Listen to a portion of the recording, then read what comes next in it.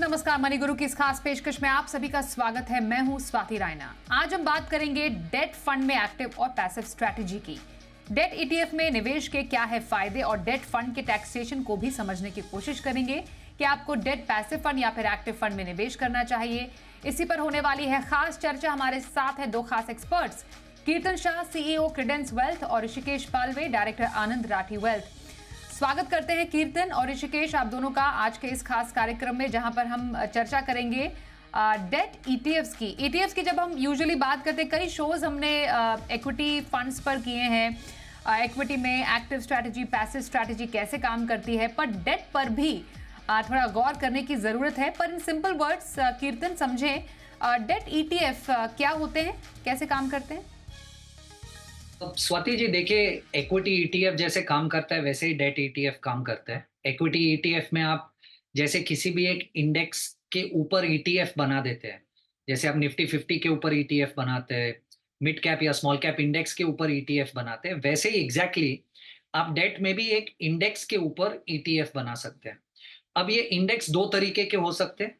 एक popular bonds जो trade होते हैं उसकी उसका एक इंडेक्स है जिसके ऊपर ईटीएफ बना सकते हैं। जैसे 10 साल का गवर्नमेंट का पेपर है, राइट, वो हर हर साल नया इश्यू होता है, आप उसको लेकर एक ईटीएफ बना सकते हो।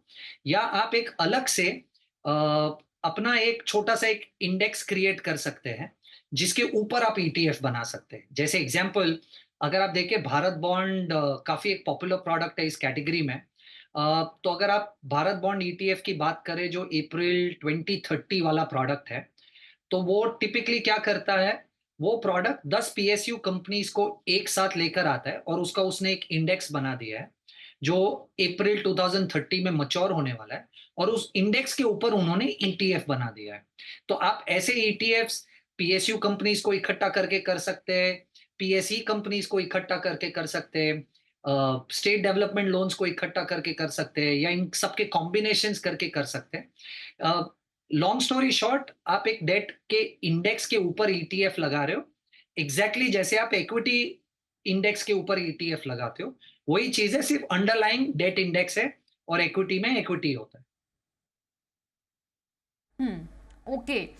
बिल्कुल। तो डेट ईटीएफ हमने समझा, जैसा इक्विटी ईटीएफ हम देखते हैं, डेट ईटीएफ के कुछ फंक्शनिंग, बेसिक फंक्शनिंग कीर्तन ने बताई।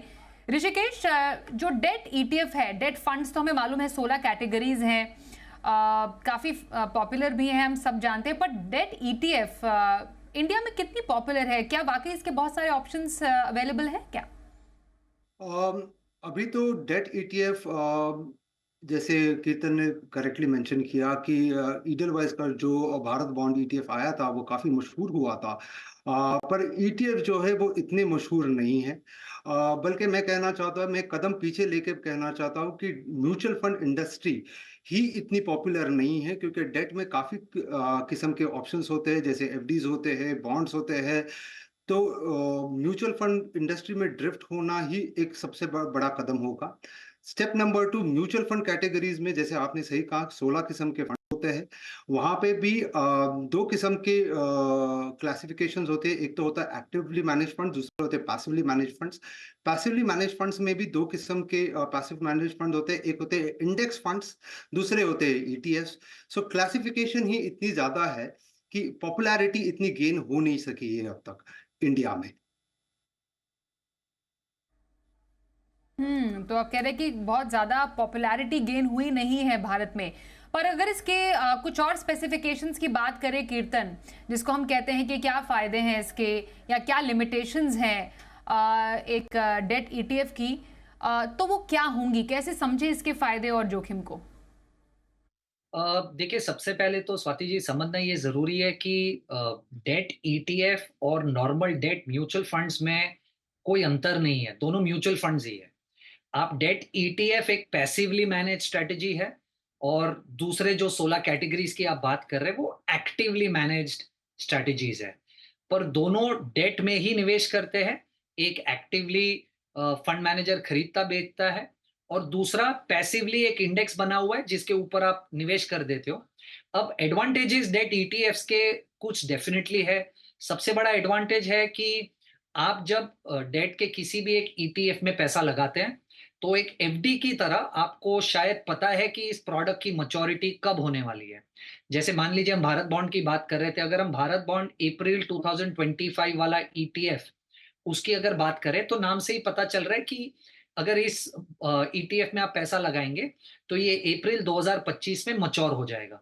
तो जब आप इस बॉन्ड ईटीएफ में पैसा लगाते हो आपको काफी हद तक एक फिक्स डिपॉजिट जैसी फीलिंग आएगी, जब आपको पता है कि पैसा लगाते समय उसकी यील्ड क्या है और मोटा मोटा आपको वही यील्ड मिलेगी, और आपको ये भी पता है कि उसकी मैच्योरिटी क्या है, राइट। अगर ईटीएफ में बहुत सारे अलग अलग कंपनीज को इकट्ठा करके इंडेक्स बनाया गया है तो उसमें ट्रांसपेरेंसी भी है, आपको पैसा लगाते समय बहुत क्लियरली कैटेगोरिकली पता है कि पैसा इन्हीं 10 या 8 या 12 पीएसयूज में लगने वाला है। तो आपको काफी ट्रांसपेरेंसी है कि पैसा कहाँ लग रहा है, कितने समय तक लग रहा है, और पैसा लगाते समय मुझे कितना रिटर्न मिलने की उम्मीद है।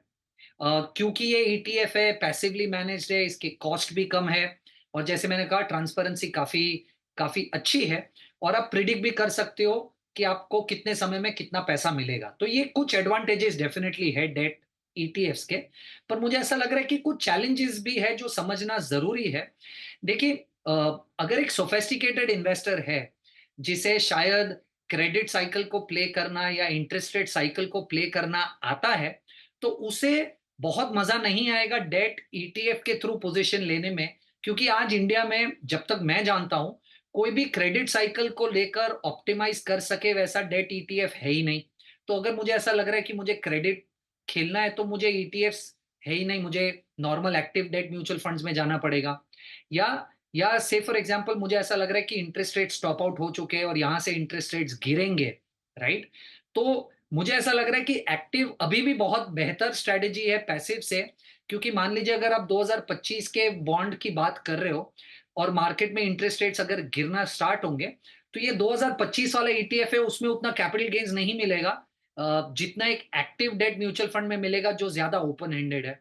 और लास्ट में ये एक्सचेंज पे ट्रेडेड होने के बावजूद भी लिक्विडिटी नहीं है, यानी ट्रैकिंग एरर, स्प्रेड्स में प्रॉब्लम हो सकती है। इसीलिए एएमसीज को अपना एक मार्केट मेकर भी बिठाना पड़ता है अगर कोई खरीदने बेचने आता है मार्केट में। तो मुझे ऐसा लग रहा है कि डेफिनेटली एडवांटेजेस है कि कॉस्ट कम है, आपको विजिबिलिटी है कि कब मैच्योर होगा, कितना रिटर्न मिलेगा। पर उसके सामने अगर सोफिस्टिकेटेड इन्वेस्टर है तो बहुत सारी ऐसी चीज है जो ईटीएफ्स में आज अवेलेबल नहीं है, जिसकी वजह से आपको एक्टिव डेट म्यूचुअल फंड के द्वारा इन्वेस्टमेंट करना पड़ेगा। बिल्कुल, क्योंकि हम सिग्निफिकेंस की बात करें ऋषिकेश, जब भी हम ईटीएफ्स की बात करते हैं तो यूजुअली काफ़ी तो कीर्तन ने भी बताया, पर लिक्विडिटी और cost efficiency, basically expense ratio का जिक्र होता है। डेट ईटीएफ में कितना फायदा है इन पैरामीटर्स का? जहाँ से मैं देख रहा हूँ, अगर पहले बात तो हम रिटर्न्स देखें तो रिटर्न्स में अगर एक्टिवली मैनेज और पैसिवली मैनेज फंड्स देखें तो ज़्यादा फर्क होता नहीं है। 50 to 70 बेसिस पॉइंट्स का फर्क होता है over longer period of time. लेकिन एक्सपेंस रेशियो जो देखे या फिर खर्चा जो हम देखें, अगर वो निकाल दे 30-35 पैसे का फर्क होता है एक्टिवली और पैसिवली मैनेज फंड्स में। सो एक्टिवली मैनेज फंड्स 35 पैसा 40 पैसा ज़्यादा खर्चा होता है उसमें। तो अगर नेट ऑफ कॉस्ट अगर हम देखें तो ज़्यादा फर्क नहीं आएगा, 35-40 पैसे का फर्क आता है for a longer period of time. अगर वो है तो रिटर्न्स ज़्यादा फर्क नहीं है, पॉइंट नंबर 1। पॉइंट नंबर 2 ये है कि जो ईटीएफ्स है वो इजीली ट्रेडेड है और उसकी वैल्यू डिस्कवरी जो होती है वो रियल टाइम बेसिस पे होती है। लेकिन हैविंग सेड दैट कि रियल टाइम बेसिस पे उसकी वैल्यू डिस्कवरी होती है, लेकिन वॉल्यूम्स भी एक बहुत बड़ा चैलेंज हो सकता है वहाँ पे। बिकॉज अगर वॉल्यूम ना हो, अगर ट्रेडर सामने ना हो या सेलर सामने ना हो तो चैलेंज हो सकता है टू सेल द ईटीएफ्स, और लिक्विडिटी भी एक बहुत बहुत बड़ा चैलेंज हो सकता है वहाँ पे। ओके, अभी एट दिस मोमेंट कीर्तन, जब हम एक्टिव या फिर पैसिव स्ट्रैटेजी की बात कर रहे हैं, एक इन्वेस्टर के लिए कौन सी स्ट्रैटेजी ज़्यादा बेटर है डेट में, जब हम इन्वेस्टमेंट की अब आगे कुछ आने वाले मंथ्स में बात करेंगे? क्योंकि डेट में जैसे अभी हमने मेंशन किया लिमिटेड ऑप्शंस डेफिनेटली हैं as compare to active strategy. एक इन्वेस्टर स्ट्रैटेजी बना कैसे सकता है एक्टिव और बेस्ट ऑफ एक्टिव और पैसिव लेकर? स्वाति जी देखिए, सबसे पहले तो ऋषिकेश जी ने भी ये पॉइंट रेज किया कि प्रॉब्लम ये है कि इंडिया में अगर आप देखें डेट स्पेस में ज्यादातर institutional investors, retail investors participate करते हैं। उसके ऊपर भी जब ये इंडेक्सेशन का एडवांटेज जो डेट म्यूचुअल फंड्स को दिया गया था वो निकल गया, उसके बाद तो और डिफिकल्ट हो गया इन प्रोडक्ट्स को प्रमोट कर कर रिटेल पार्टिसिपेशन को लाना। तो अगर आप इस कॉन्टेक्स्ट से देखें तो रिटेल पार्टिसिपेशन के लिए मुझे ऐसा लग रहा है कि ईटीएफ थोड़ा सा एक बेहतर ऑप्शन है। और ये मैं इसलिए कह रहा हूं क्योंकि लार्जली जब आप डेट ईटीएफ में पैसा रोकते हैं तो आपको एक क्लैरिटी है, जैसे मैंने पहले भी कहा कि आप आज अगर पैसा निवेश करेंगे तो ये प्रोडक्ट कब मैच्योर होने वाला है और उस प्रोडक्ट पे मुझे कितना रिटर्न मोटा मोटा मिलेगा ये आपको पैसा लगाते समय पता है। तो अगर कोई एक रिटेल इन्वेस्टर है जो आज तक फिक्स डिपॉजिट में इन्वेस्ट करता था और उसको फिक्स डिपॉजिट जैसा फील चाहिए ज्यादा लिक्विडिटी के साथ, तो प्रोबेबली डेट ईटीएफ उस इन्वेस्टर के लिए डेफिनेटली बना है। पर इसमें समझना भी ये जरूरी है कि क्योंकि डेट ईटीएफ का प्राइस रोज कोट होता है और डेट ईटीएफ में टिपिकली आज इंडिया में क्रेडिट रिस्क नहीं लिया जाता, पर आपके पास आज भी इंटरेस्ट रेट रिस्क है जो डेट ईटीएफ में लगता है, जिसकी वजह से क्वाइट पॉसिबल के इंटरेस्ट रेट्स अगर आपको चाहिए उस डायरेक्शन में ना जाए तो आपके डेट ईटीएफ की वैल्यू रोज ऊपर नीचे हो सकती है, जो रिटेल इन्वेस्टर को समझना पड़ेगा कि ये इनहेरिटेंट पार्ट है इस प्रोडक्ट में निवेश करने का। पर अगर आप मान लीजिए उसकी मैच्योरिटी तक रुक जाते हैं तो आपको जिस समय आप पैसा निवेश कर रहे थे तब जितनी यील्ड मिली थी, मोटा मोटा उतनी यील्ड आपको मैच्योरिटी तक मिल जाएगी। तो मुझे ऐसा लग रहा है कि रिटेल इन्वेस्टर अगर एफडी रिप्लेसमेंट ढूंढना चाहते हैं, बहुत ज्यादा मार्केट को टाइम करने की या सोफिस्टिकेशन उन्हें नहीं आती है, तो उन्हें डेट ईटीएफ में शायद पैसा रोकना चाहिए, क्योंकि उनको एफडी जैसा जैसा रेफरेंस पॉइंट मिलेगा। सिर्फ उनको ये कंट्रोल करना है कि रोज प्राइस देखेंगे तो शायद ऊपर नीचे जा सकता है। पर एज अ सोफिस्टिकेटेड इन्वेस्टर मुझे ऐसा लग रहा है आपके पास बहुत ज्यादा ऑप्शंस हैं अगर आप एक्टिव डेट स्ट्रेटेजीज को प्ले करें। जैसे मैंने पहले भी कहा कि क्रेडिट अगर साइकिल मुझे प्ले करनी है, मुझे ऐसा लग रहा है इंटरेस्ट रेट्स बॉटम आउट हो गए और क्रेडिट में अब पैसा बनेगा, तो वो ईटीएफ में ऑप्शंस नहीं, आपको एक्टिव ही करना पड़ेगा। आज भी अगर मुझे ऐसा लग रहा है कि इंटरेस्ट रेट्स प्रोबेबली मान लीजिए जून क्वार्टर से गिरना स्टार्ट होंगे और मुझे लॉन्ग ड्यूरेशन में आज पैसा रोकना है या मीडियम ड्यूरेशन में पैसा रोकना है, मुझे ऐसा लग रहा है कि एक्टिव में ज्यादा पैसा बन सकता है versus passive for multiple reasons. तो अगर आप एक सोफिस्टिकेटेड इन्वेस्टर है तो मुझे ऐसा लग रहा है कि एक्टिव में बहुत ज्यादा अपॉर्चुनिटी है जिसे आप प्ले कर सकते हैं। ऑप्शंस अलग अलग है, कैटेगरीज अलग अलग है। पर अगर आप एक रिटेल इन्वेस्टर है, एफडी का रिप्लेसमेंट सोच रहे, तो मुझे ऐसा लग रहा है डेट ईटीएफ शायद आपके लिए। ओके, तो चर्चा हुई डेट ईटीएफ की। एक ब्रेक के लिए रुकेंगे, ब्रेक के बाद आने वाले महीनों में क्योंकि ब्याज दरों में कटौती के कुछ संकेत भी बनते हुए नजर आए हैं, हो सकता है second half of the year में हो, तब डेट या फिक्स्ड इनकम में निवेश के कैसे मौके, कहां पर मौके नजर आएंगे, इस पर भी रहेगी चर्चा। पैसिव या फिर एक्टिव डेट फंड में क्या रहे आपकी स्ट्रैटेजी, खास चर्चा चल रही है क्रेडेंस वेल्थ के कीर्तन शाह से और आनंद राठी वेल्थ से ऋषिकेश पालवे हमारे साथ हैं। ऋषिकेश, पैसिव डेट फंड की कैटेगरी में कौन से टॉप फंड्स हैं जो कि कुछ टाइम से अच्छा परफॉर्म करें? ऑल्सो पैसिव इन्वेस्टमेंट डेट में स्पेशली कौन सी कैटेगरी है जो आपको लगता है कि काफी प्रॉमिसिंग है और निवेशकों को उसकी तरफ देखना चाहिए? देखिए, जैसे मैंने पहले कहा था कि पैसिव में भी दो प्रकार के ऑप्शंस है। एक तो है ईटीएफ्स के बारे में हमने बात करी, दूसरी है इंडेक्स फंड। अब इन दोनों की संरचना हम अगर देखें तो काफ़ी सिमिलर होती है, काफ़ी सरीकी होती है दोनों में। लेकिन ऑपरेशनली अगर देखें तो ईटीएफ जो है, जैसे मैंने पहले बोला था कि वो स्टॉक जैसे ट्रेड होते हैं मार्केट में, और इंडेक्स फंड जो होते हैं वो म्यूचुअल फंड्स के हिसाब से चलते हैं। उसका हर दिन के हिसाब से नैव बनता है, बल्कि ईटीएफ का हर सिंगल टाइम पे डिमांड एंड सप्लाई के हिसाब से उसकी वैल्यू डिस्कवरी होती है। तो ये दो किस्म के पैसिवली मैनेज फंड्स अवेलेबल है मार्केट प्लेस में।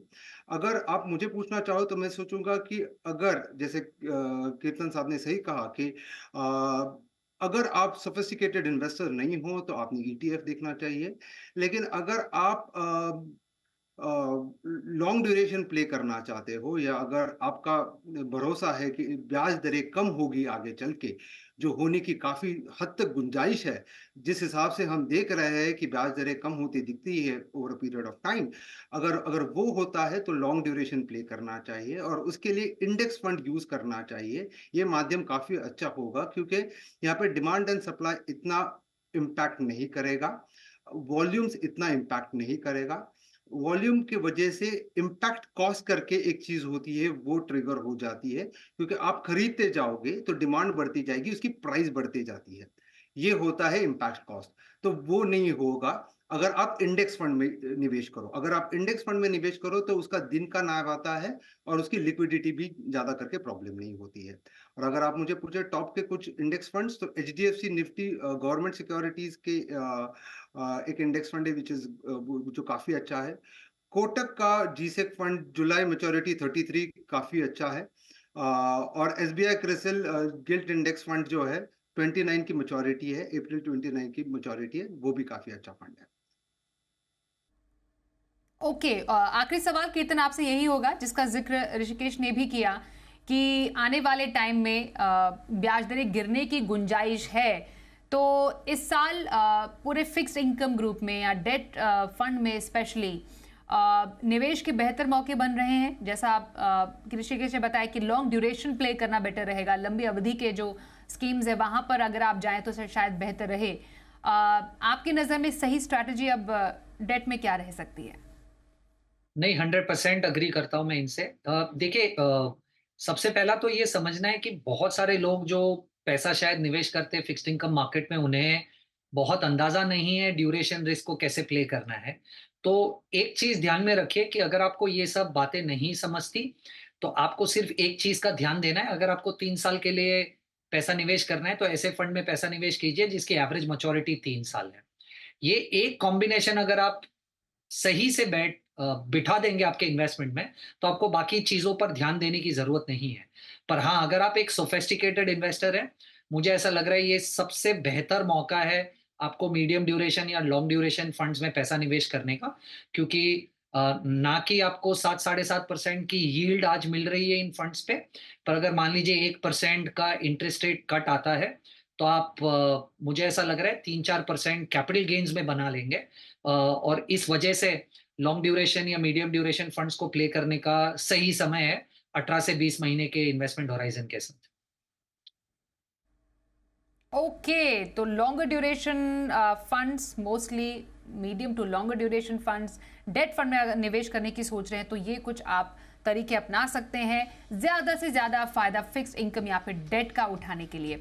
बहुत धन्यवाद आपका करेंगे इस डिस्कशन के लिए, हमारे साथ इस शो में शामिल होने के लिए कीर्तन और Rishikesh, thank you so much.